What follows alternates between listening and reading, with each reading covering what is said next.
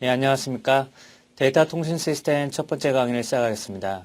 데이터 통신 시스템에서는 각 데이터들이 어떻게 송신단에서 수신단까지 전달되는지에 대해서 공부하는 교과목이 되겠습니다. 각 계층에서 어떤 역할을 통해서 데이터들이 송신단에서 수신단까지 전달되는지, 또한 여러 개의 송신단이 어떻게 다중화돼서 수신단까지 전달되는지에 대한 과정을 살펴보는 시간이 되겠습니다. 먼저 첫 번째 시간은 네트워크 모델에 대해서 공부하는 시간을 갖도록 하겠습니다. 자동차를 만들 때 여러 가지 부품들이 있습니다. 예를 들면 타이어가 있고 각각의 톱니바퀴가 있고 이런 각각의 부품들을 만드는 것이 컨베이어 벨트에서 각각 공장 근로자들이 한 가지 일에만 열중하게 되죠. 그와 마찬가지로 데이터들이 송신단에서 수신단까지 전달될 때에는 각각 레이어라고 불리우는 하나의 단위 펑션들이 같은 일을 각각 서로 다른 일을 수행하게 됩니다. 우리는 그것을 계층이라고 부르고 레이어라고 부르게 됩니다. 그래서 데이터 통신 시스템에서는 7계층을 두고 각각 계층에서 어떠한 역할을 하는지 먼저 공부하는 시간을 갖도록 하겠습니다.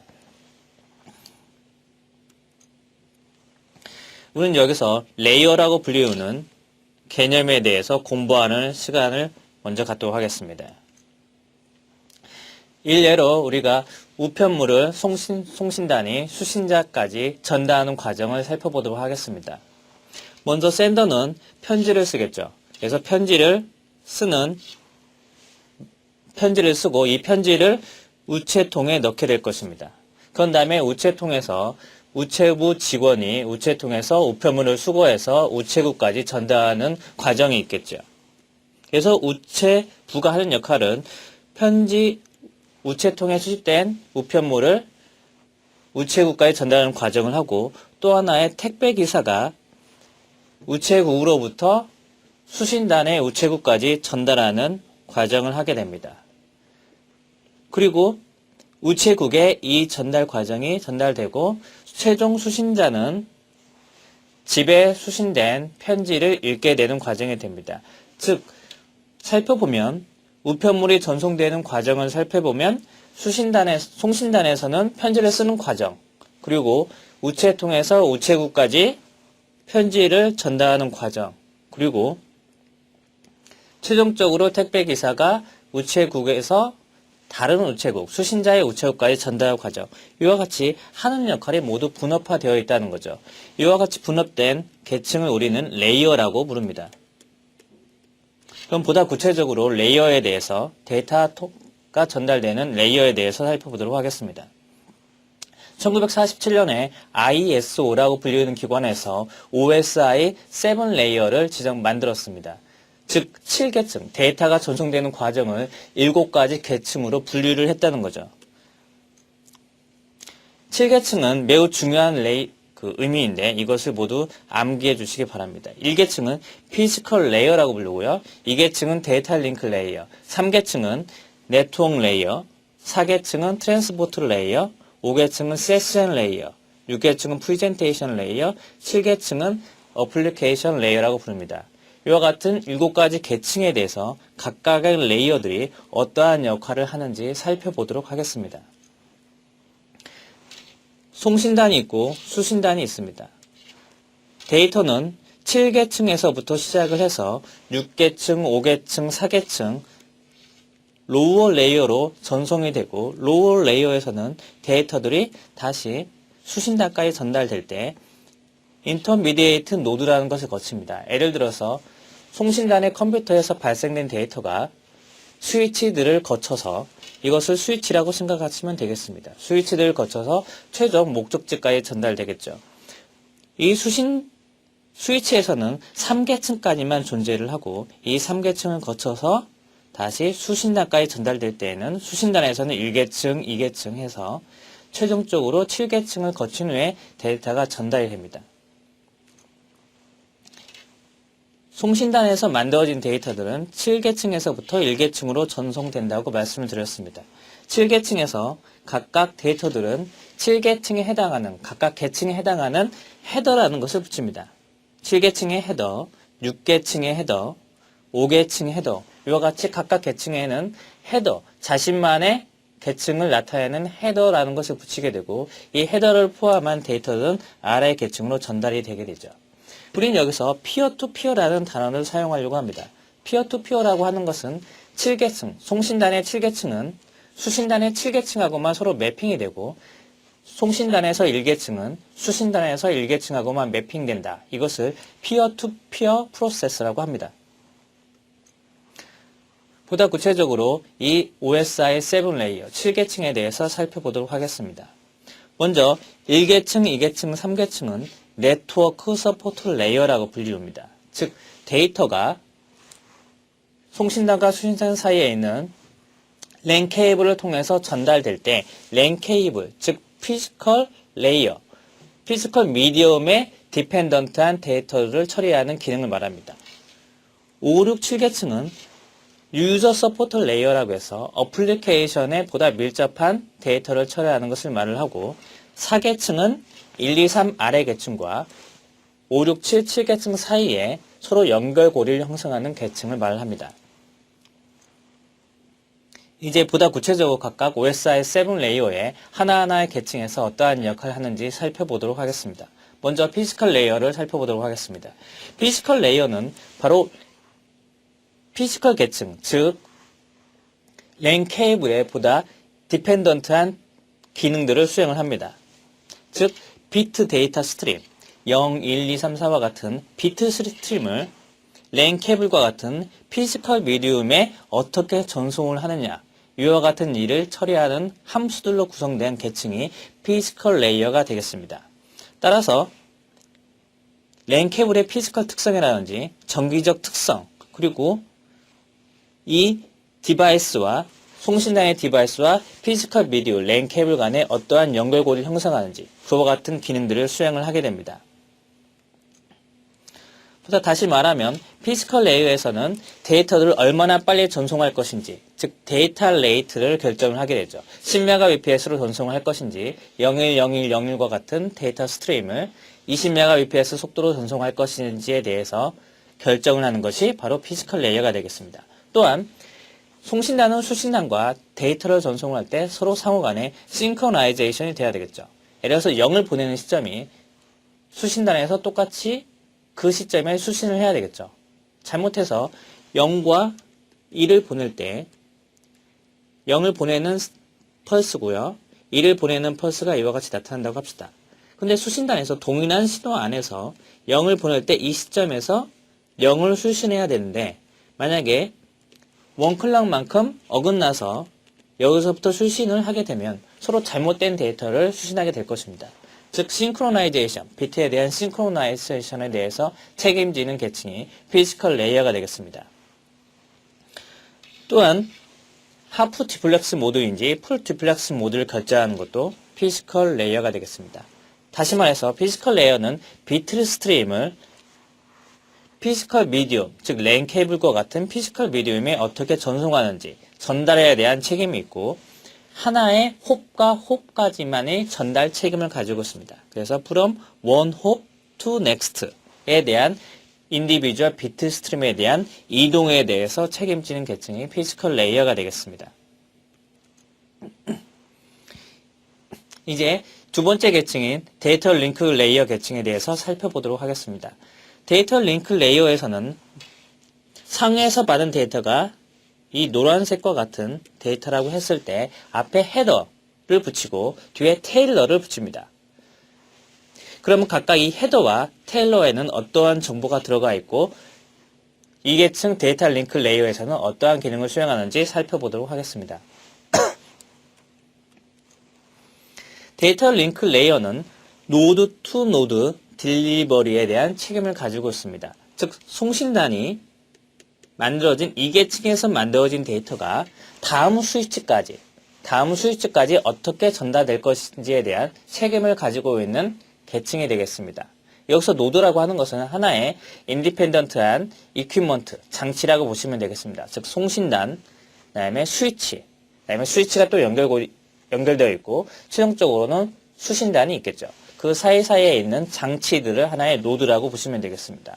즉 노드와 노드 사이에 어떻게 전달되는지에 대한 책임을 가진 계층이 데이터 링크 레이어가 되겠습니다. 데이터 링크 레이어에서 하는 역할은 먼저 프레이밍이 있습니다.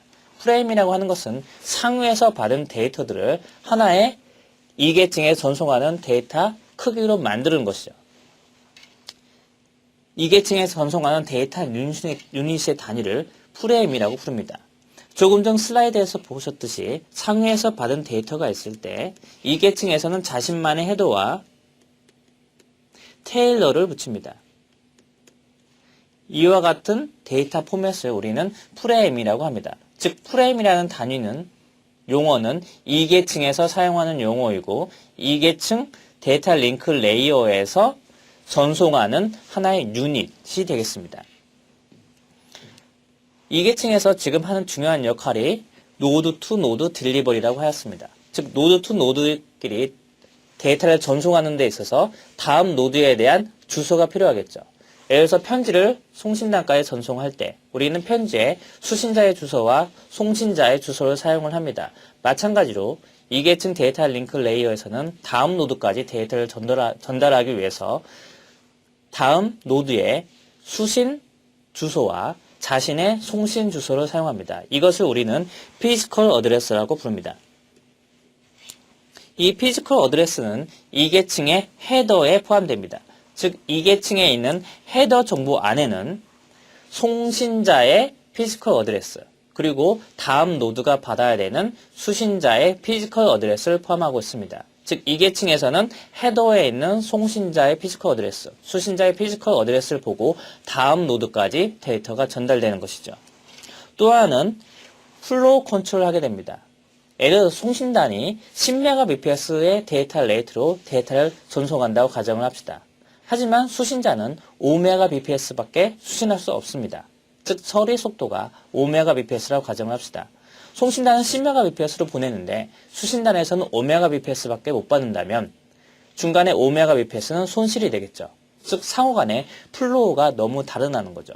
송신단은 10MB 속도로 보내지만 수신단은 5MB밖에 못 받는다면 서로 플로우가 안 되기 때문에 이 플로우 컨트롤, 데이터 레이트를 컨트롤해야 되겠죠. 즉 송신단은 수신자의 수신 성능을 확인을 하고 송신단에서 전송하는 데이터 레이트를 낮춰야 되겠죠.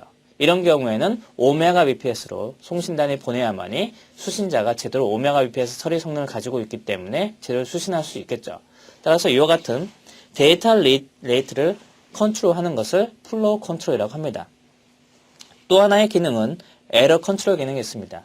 데이터 통신에서는 송신단이 데이터를 보낼 때 이 보낸 데이터가 새로운 상황에 따라서 데이터가 깨질 수 있겠죠. 이 깨진다는 것이 에러가 발생된다는 걸 의미합니다. 즉 에러가 발생될 때는 수신단에서 이 에러가 발생됐다는 사실을 알아야 되거나 또는 에러가 발생됐다는 사실을 알게 되면 이것을 커렉트, 정정을 해야 되겠죠.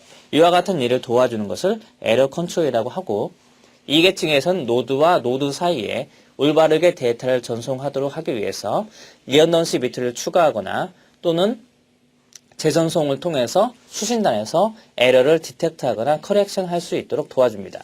이것을 에러 컨트롤 기능이라고 합니다. 또 하나는 액세스 컨트롤 기능을 이계층에서 수행합니다. 즉 이계층에서는 랜 케이블을 보게 되면 랜 케이블 하나에 여러 사용자들이 서로 같이 하나의 랜 케이블을 사용하고 있습니다. 즉 송신단은 여러 명이고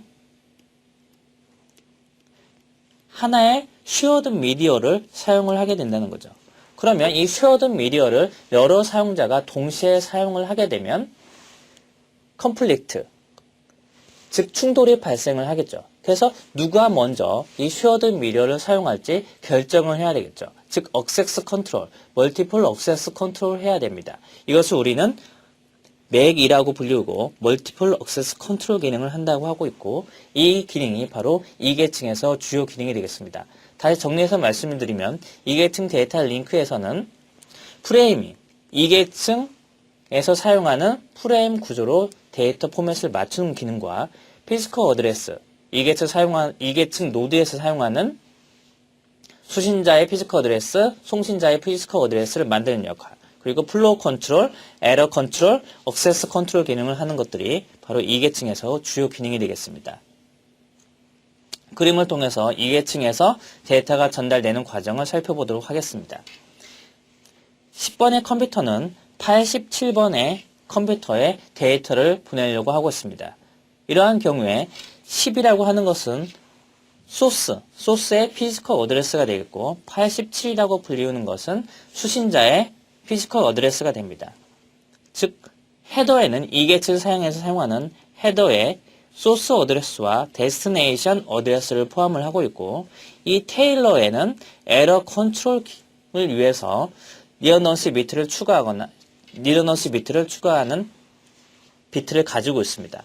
이와 같은 포맷으로 데이터를 만들고 이와 같은 데이터 포맷은 우리는 조금 전에 배웠듯이 프레임이라고 불립니다. 이제 네트워크에서 데이터가 어떻게 전달되는지 살펴보도록 하겠습니다. A라는 컴퓨터가 F라는 컴퓨터에 데이터가 어떻게 전달되는지 1계층과 2계층 위주로 살펴보도록 하겠습니다. 7계층에서 만들어진 데이터는 1계층까지 내려가겠죠. 2계층에서는 데이터 포맷, 프레임을 만들기 위해서 앞에 헤더를 붙이고 테일러를 붙입니다. 이와 같은 헤더 안에는 다음 노드의 피지컬 어드레스가 포함되고 자신의 송신자의 피지컬 어드레스가 포함된다고 말씀을 드렸습니다. 만들어진 프레임은 다음 노드, 즉 다음 노드는 여기서 B와 라는 스위치가 됩니다. B의 이 헤더 안에는 B의 피지컬 어드레스와 자신의 피지컬 어드레스인 A가 들어가겠죠. 이게 헤더가 되겠고 그 다음에 데이터가 되겠죠. 다음 피지컬 어드레스인 B라는 것을 확인하고 만들어진 2계층 프레임은 B까지 전달됩니다. B에서는 자신이 2계층의 프레임을 수신을 하고 다시 이 2계층의 헤더와 테일러를 지웁니다. 그리고 새로운 프레임을 만들게 되죠. 왜냐하면 다음 스위치까지 전달하기 위해서 다음 스위치는 2가 됩니다. 따라서 B는 새로운 프레임을 만들게 되고 이 프레임의 헤더는 2라는 데스티네이션 피지컬 어드레스를 포함하게 됩니다. 송신자는 여기서 B가 되기 때문에 B라는 송신자의 피지컬 어드레스가 되겠죠. 이 안에 있는 데이터는 동일한 데이터가 되겠고요.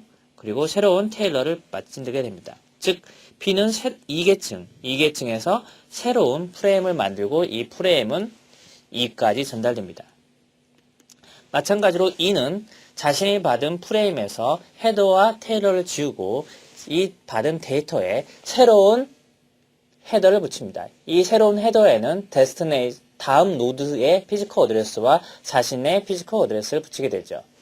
따라서 E는 여기서 새로운 피지컬 어드레스와 자신의 송신 피지컬 어드레스를 만들고 이 데이터는, 이 프레임은 2까지 전달하게 됩니다. 2까지 전달되죠. E는 최종 목적지에 있기 때문에 이와 같이 데이터를 수신하게 됩니다. 즉, 2계층은 노드와 노드 사이에 데이터에 전달하는 책임을 가지고 있는 기능이 되겠습니다. 즉, 2계층에서 하는 중요한 역할은 노드와 노드 사이에 에러프리한 데이터의 전송에 있다라고 아시면 되겠습니다. 이제 3계층 네트워크 레이에서 어떠한 기능을 하는지 살펴보도록 하겠습니다. 3계층에서 하는 중요한 기능은 소스와 데스티네이션까지, 최종 목적지인 데스티네이션까지 데이터를 전달하는 책임을 가지게 됩니다. 여기서 로지컬 어드레스라는 것을 사용을 하는데 우리 인터넷망에서는 이 로지컬 어드레스가 IP 어드레스라고 생각하시면 되겠습니다. 즉 송신자, 즉 소스는 자신만의 IP 어드레스, 자신의 집 주소가 있는 거고 최종 목적지도 자신만의 집 주소가 있겠죠. 이 자신만이 가지고 있는 최종 주소를 우리는 IP 어드레스, 즉 로지컬 어드레스라고 부릅니다. 즉 3계층에서는 자신만이 헤더에 소스의 IP 어드레스, 그리고 데스티네이션, 최종 목적지의 IP 어드레스를 적어서 최종 목적지까지 데이터를 전달하는 책임이 있습니다. 데이터가 전달될 때 어떠한 경로로 전달되는지에 대한 기능을 수행하는 것을 우리는 라우팅이라고 부릅니다. 이제 네트워크에서 어떻게 데이터가 전달되는지 3계층 위주로 해서 살펴보도록 하겠습니다. 7계층에서 만들어진 데이터는 1계층까지 내려오겠죠. 3계층에서는 자신의 IP 어드레스와 데스티네이션, 최종 목적지의 데스티네이션 IP 어드레스를 적습니다. 우리는 그걸 여기서 로지컬 어드레스라고 부르고 데스티네이션 IP 어드레스, 그다음에 소스에 IP 어드레스를 붙이고 이게 헤더가 되겠죠. 3계층의 헤더가 되겠고 다음에 위에서 받은 데이터가 여기 있습니다. 이 데이터는 다음 스위치까지 전달되겠죠. 다음 스위치에서는 2계층에서 B에서는 A가 보낸 데이터를 받고 2계층에서는 아까 어떻게 말씀을 드렸죠? 2계층에 사용하는 프레임에서 헤더가 지우고 테일러도 지운다고 했습니다. 왜냐하면 2계층에서 사용하는 헤더는 다음 노드까지의 피지컬 어드레스만을 사용을 한다고 하였죠. 즉 노드 B는 다음 노드였고 여기서 제대로 데이터가 수신되었기 때문에 이제 피지컬 어드레스는 삭제를 합니다. 그리고 3계층까지 올리게 되죠. 3계층에서는 소스와 데스티네이션 어드레스를 보고 다음 경로, 어떠한 경로로 보내야 될지를 결정을 합니다. 즉 밑으로 보내야 될지 위로 보내야 될지를 결정을 하게 되죠.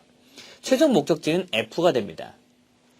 즉 다음 최종 목적지가 F이기 때문에 B 스위치 B는 데이터를 밑에 경로로 해서 데이터를 보내게 되죠.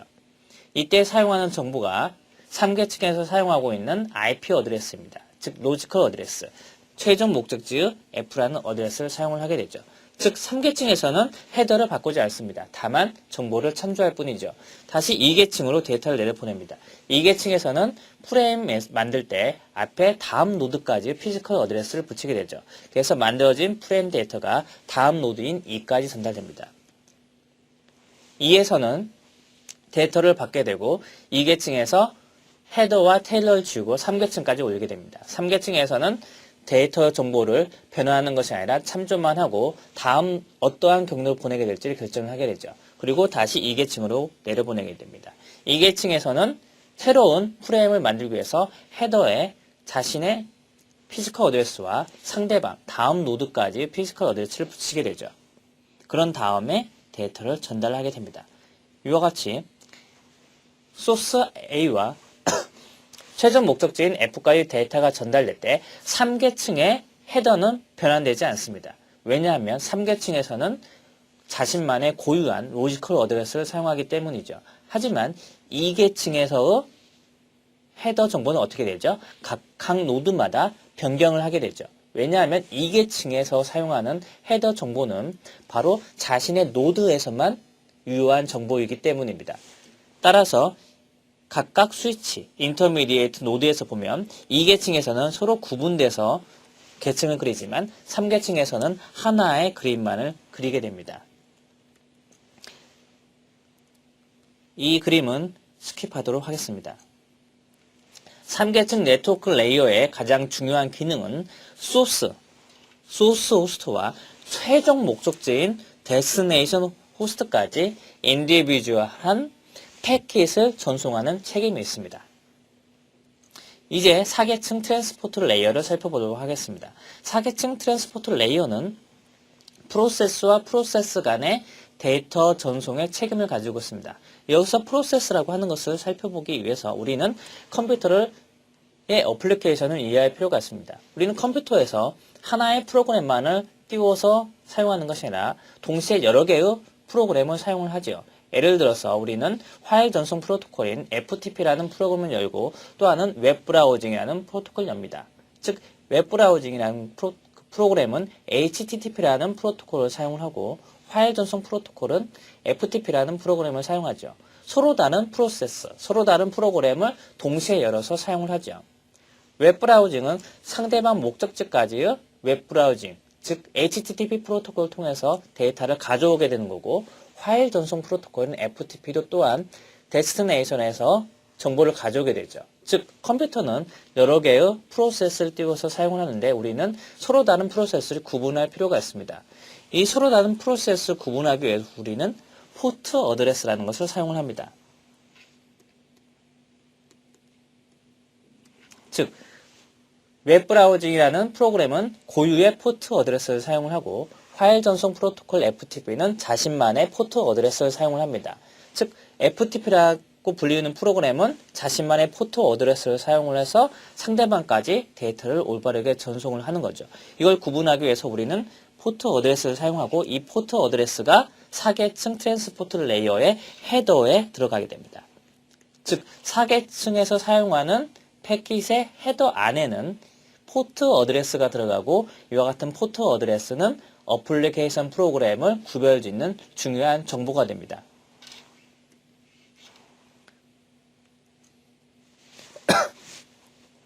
이제 그림을 통해서 A라는 컴퓨터와 B라는 컴퓨터가 어떻게 어플리케이션 데이터가 구별하는지 살펴보도록 하겠습니다. A라는 컴퓨터는 3개의 프로세스를 사용을 하고 있습니다.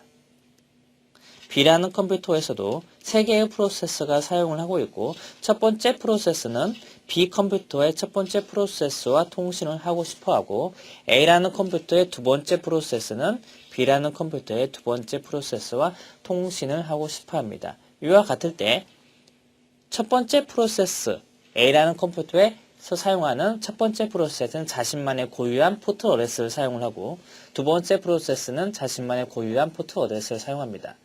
이와 같은 포트 어드레스를 통해서 A 컴퓨터의 프로세스와 B 컴퓨터의 프로세스는 서로 독립적으로 통신을 할 수가 있습니다. 이와 같은 통신에 책임을 지고 있는 계층이 사계층 트랜스포트 레이어 계층이 되겠습니다. 사계층 트랜스포트 레이어는 두 가지 모드를 지원을 하는데 커넥션 리스 모드와 커넥션 오리엔티드 모드라는 것을 지원합니다.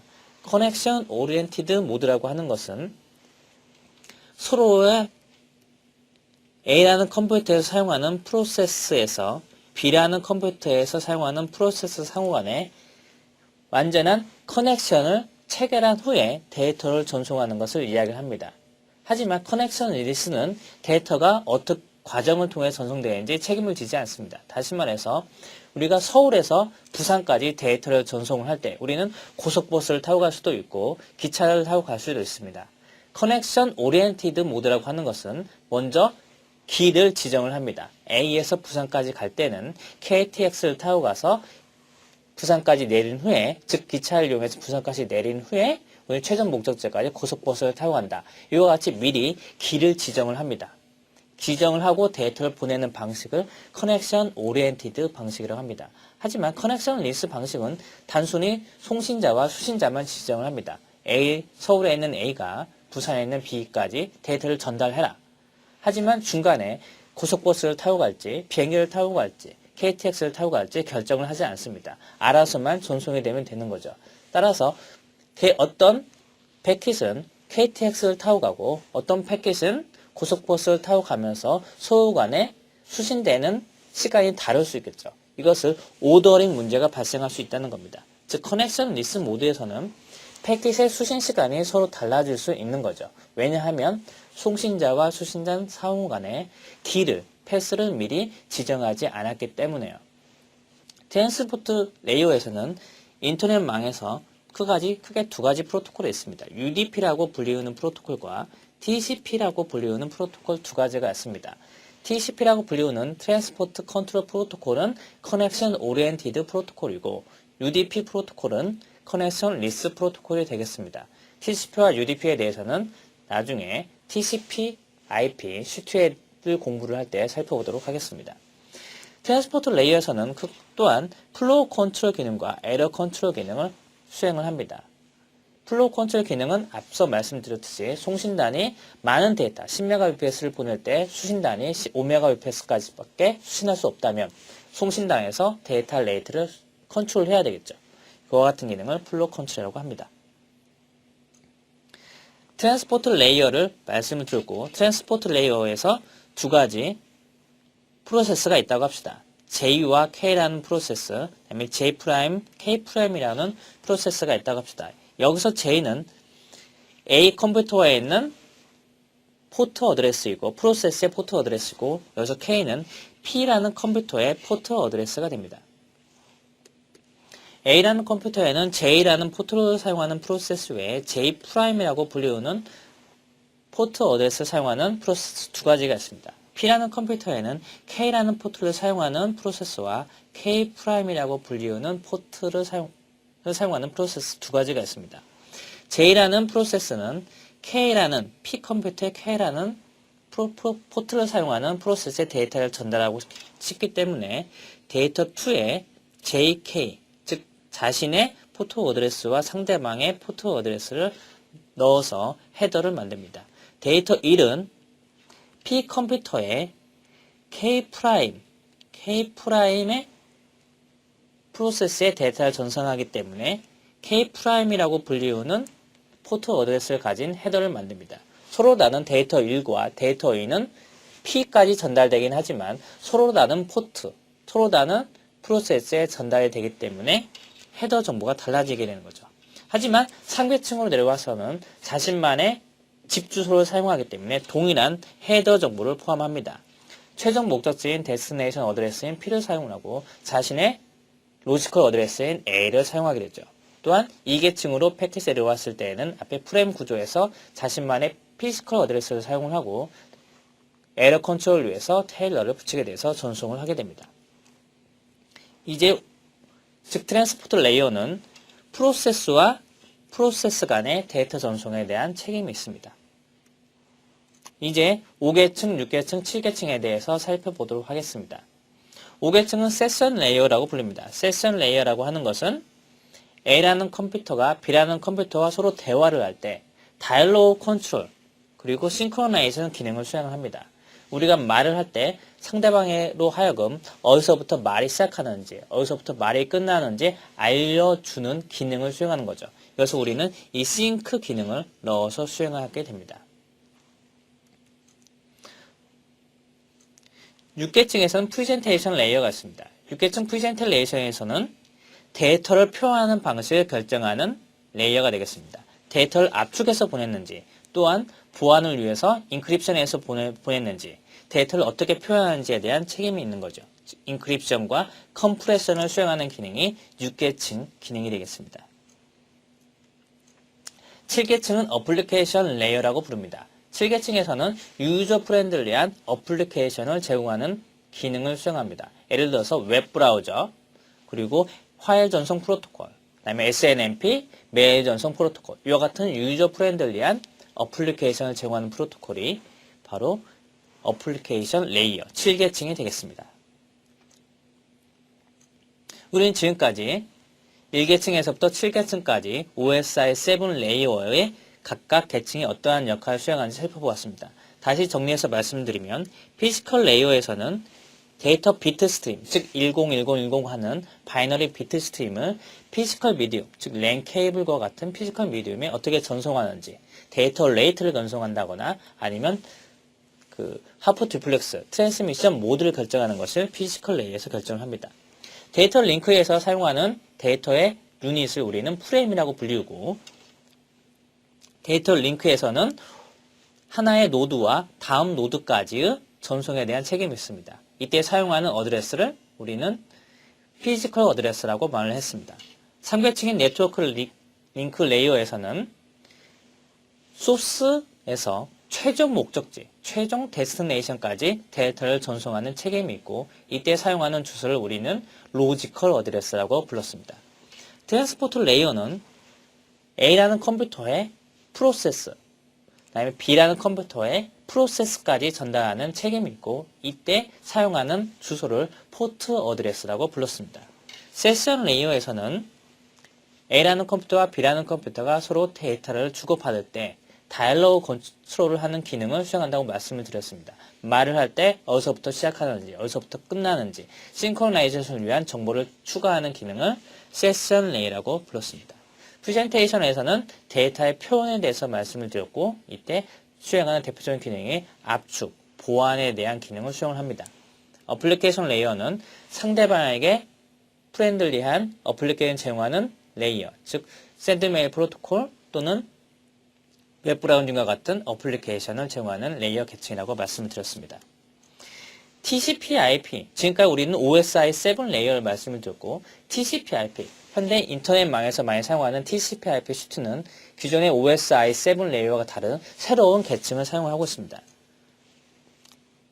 왼쪽은 OSI 7 레이어를 보여주고 있고 오른쪽은 TCP/IP 슈트를 보여주고 있습니다. 그림에서 보시다시피 TCP/IP 계층은 1계층과 2계층에 대해서 언급을 하지 않고 있습니다. 즉 1계층과 2계층에서는 기존에 있는 1계층, 2계층 프로토콜을 그대로 사용할 수 있다는 말이고요. 3계층에서는 IP 프로토콜에 대해서 정의를 하고 있습니다.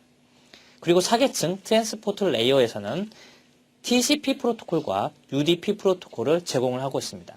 그리고 어플리케이션을 제공을 하고 있죠.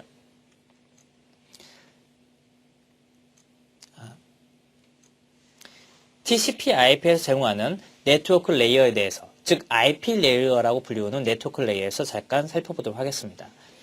IP에서는 대표적으로 3계층에서 사용하는 어드레스인 로지컬 어드레스를 결정을 하죠. 그래서 IP 계층에서는 IP 주소라고 불리우는 것을 사용을 하고 있습니다. 그런데 A라는 컴퓨터가 자신의 IP 어드레스는 아는데 상대방의 IP 어드레스는 아는데 상대방의 피지컬 어드레스를 알고 싶다. 이때 사용하는 프로그램이 ARP가 있습니다. 어드레스 레졸루션 프로토콜이라고 해서 자신의 상대방의 로지컬 어드레스, 상대방의 IP 어드레스는 알지만 상대방의 피지컬 어드레스를 모를 때 이때 사용하는 것이 ARP 프로토콜이고, 상대방의 피지컬 어드레스는 알지만 상대방의 IP 주소를 모를 때에는 리버스 어드레스 레졸루션 프로토콜이라는 RARP를 사용을 합니다. 이와 같은 프로토콜을 지원하는 것이 IP 프로토콜, 즉 3계층 프로토콜이 되겠습니다. TCP IP 수트에 있는 4계층 프로토콜은 크게 TCP 프로토콜과 UDP 프로토콜이 있습니다.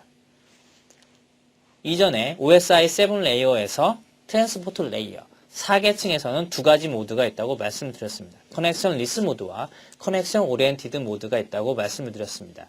커넥션 오리엔티드 모드는 송신단과 수신단까지 데이터가 전달되는 경로를 미리 정한다고 말씀을 드렸습니다. 즉 KTX를 타고 가라 이렇게 정하는 것을 커넥션 오리엔티드라고 말씀을 드렸고, TCP IP 수트에서는 TCP가 커넥션 오리엔티드 프로토콜이 됩니다. TCP IP 수트에서 제공하는 UDP 프로토콜은 유저 데이터그램 프로토콜은 송신단과 수신단까지 패킷이 어떻게 전달될지 경로를 미리 지정하지 않습니다. 따라서 어떤 패킷은 KTX를 타고 가서 부산에 있는 수신자까지 일찍 도착할 수도 있고, 어떤 패킷은 고속버스를 타고 가서 늦게 도착할 수 있겠죠. 즉 수신단에서는 어떠한 패킷을 수신하는데 순서가 맞지 않을 수 있습니다. 예를 들어서 송신단에서 1번 첫 번째 패킷은 고속버스를 타고 가서 패킷이 도착합니다. 하지만 두 번째 보낸 패킷은 KTX를 타고 가서 먼저 수신단에 도착할 수 있겠죠. 따라서 수신단에서는 어떤 패킷이 먼저 도착했는지 이를 가지고 패킷을 재조립하는 것이 아니라 패킷에 들어있는 시퀀스 넘버를 보고 패킷을 조립을 해야 됩니다. 우리는 이와 같은 문제를 오더링 문제라고 합니다.